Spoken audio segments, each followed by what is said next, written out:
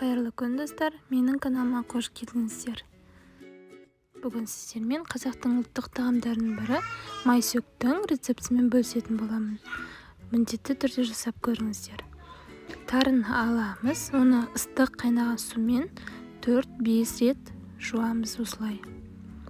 Яғни суы ағарғанша, таза болғанша. Мен өзім примерно 5 реттей шайып алдым. Таза болған соң ыстық қайнаған үстіне сүт құйып 25-30 минутқа бұқтырып қоямыз, бетін жауып.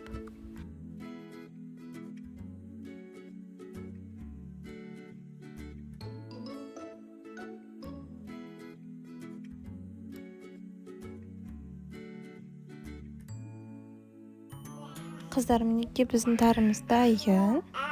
Үстіне дәміне қарай өтеміз, тәтті болсын десеңіздер, көбірек теу етіп қант қоссаңыздар болады, или сахарный пудра қоссаңыздар да болады. Мен сахарный пудраны қолдандым. 3 қасық қостым, соның өзі тәтті болып кетті менде. Және бөлме температурасында еріген сары майды қосып, жақсылап араластырамыз.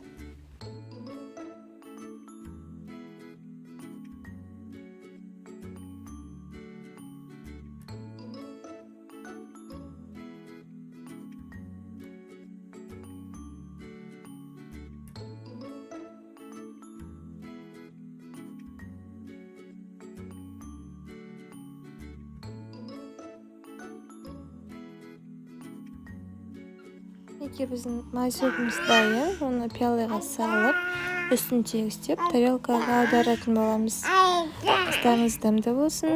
Менің каналыма тіркелуді ұмытпаңыздар достар.